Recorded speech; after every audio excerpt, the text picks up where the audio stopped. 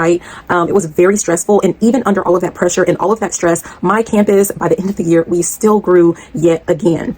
But so basically, because I had already been there for several years, they were not able to just simply fire me like for no reason whatsoever. That would look really weird. So what they did was, and I wasn't the only one, but they decided to, like, they were going to reassign people, which they have a right to do, because when you're a principal, even when you're a teacher, you don't work for that school, you work for the school district. And so what they did was, like, they reassigned some principals, and some of us had no job whatsoever. Like, we weren't told, like, they were like, oh, we're still trying to figure it out, right? And they didn't tell us like where we would be. Some people quit, some people took demotions.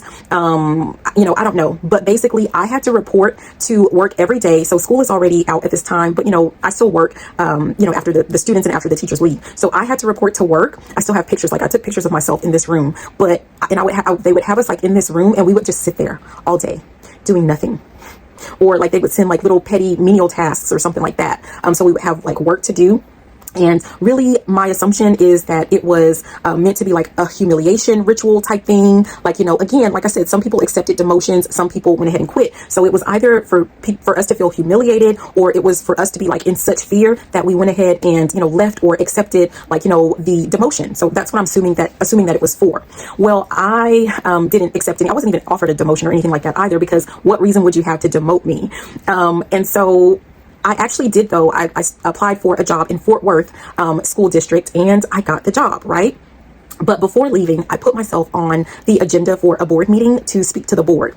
And so what happened was I never planned to go to that board meeting, you guys. I was over it. I didn't care. It really, like, I was just ready to move on.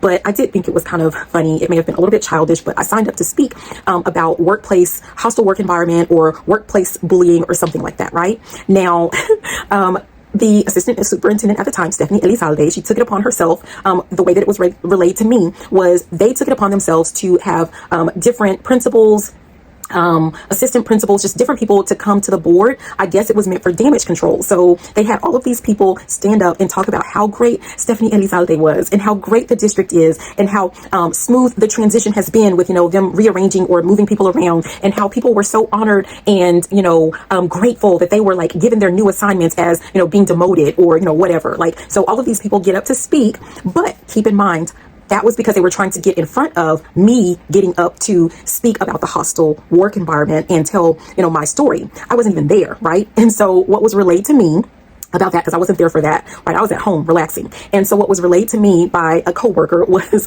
that, the board is like looking around at these people like, what's going, like they're looking around like, am I being punked, right? Like they're wondering like, why are y'all getting up and talking about this? Or like, what's going on? They're looking at Stephanie